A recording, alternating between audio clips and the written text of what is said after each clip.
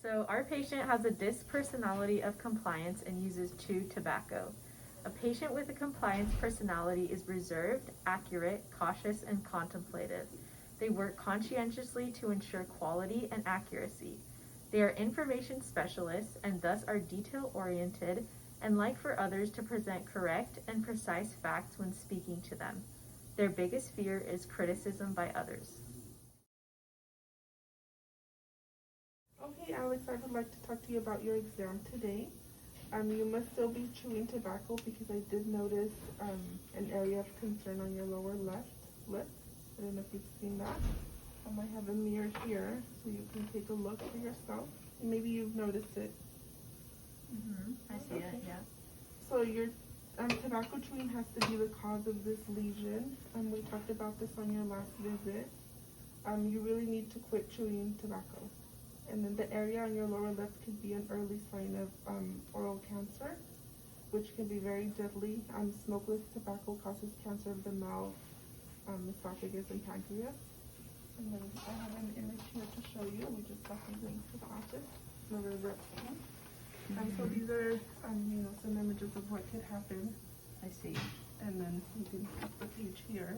So what you have now, it looks more like this, like a little white patch area, which, is a very high concern. Well, I don't really see how this can be caused by my tobacco chewing because I only do it like 2 or 3 times a week, so I don't feel like it's enough usage to get this sort of reaction. So like I mentioned, you are still consuming tobacco, which puts you at high risk for developing oral cancer.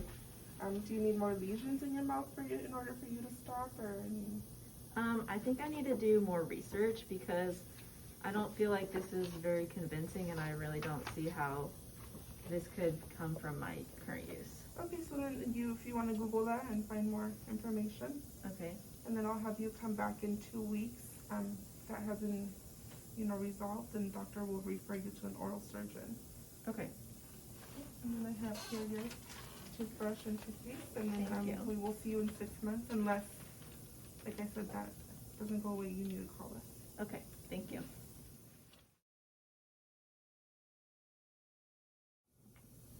Okay, Alex, we've just finished your exam, and I want to let you know that your home care looks great.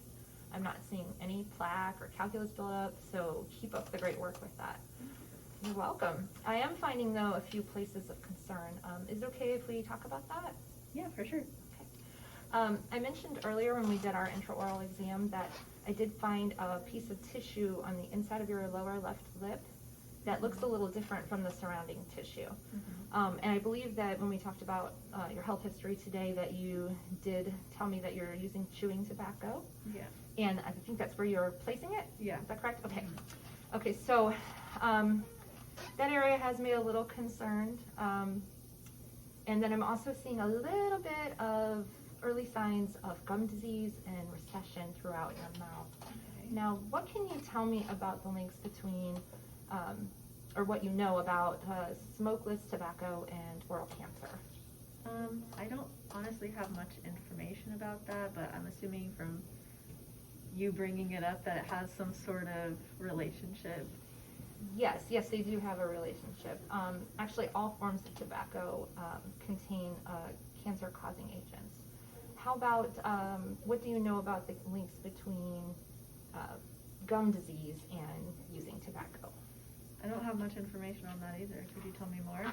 Yes, certainly. I would be more than happy to. So excessive type of any kind of tobacco product will can contribute to gum disease, and that a lot of people don't realize that smokeless tobacco, even though it's protecting your lungs from smoke damage, it's actually loaded with sugar, and so it can cause gum disease and cavities, all kinds of bad things that we don't want. And all the home care in the world can't break that up if you're adding it all the time. It also has a higher level of the TSNAs, which are the cancer-causing agents, than a cigarette does. So every time you put that in your mouth, your risk goes up for both things. So based on the information that I've just thrown at you, and I know it's a lot, and I know this is like a quick conversation, but On a scale from 1 to 10, let's say 1 is the lowest and 10 is the highest, how important is it to you to quit using chew tobacco? I mean, based on the information that you've given me, it seems like it's pretty important. But I mean, I'd like to do some more research just on my own, because I really like to have all these facts and information. So right now, with the information that you've given me, I'd put myself around a 6, but maybe with like later research, then I would maybe go up to a higher level. Just depends. Okay, I completely understand that. I'm the same way, especially when it comes to my health. The information I just provided you is from the American Cancer Society, and their website is www.cancer.org. They're really easily accessible. There's lots of articles on there and studies. Also, I have some things here. Here's a pamphlet on oral cancer, Okay.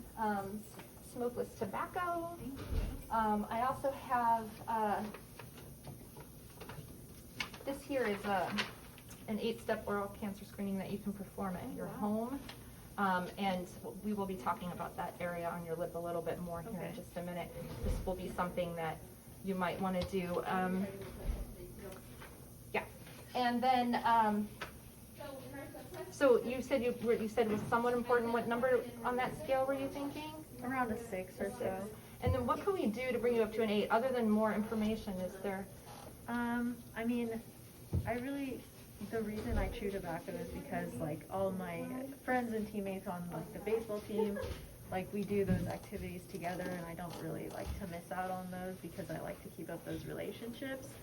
But you know, maybe if I could use like some sort of substitute, or like so I could still like chew something but maybe not necessarily tobacco, I would still be able to keep up those relationships, but it would also give me kind of an alternative. Okay.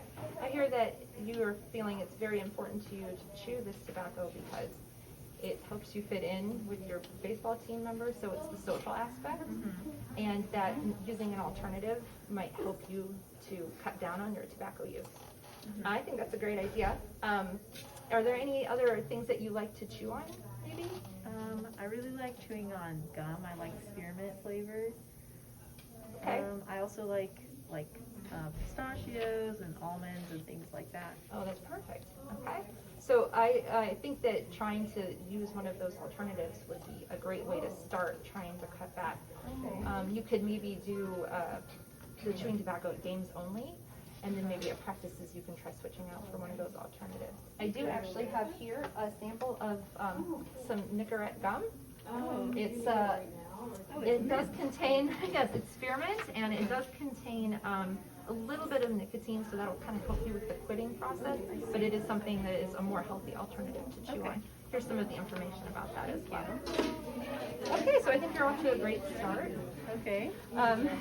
You're going to try to only chew tobacco at your games and not at practices. In practices, we're going to use an alternative.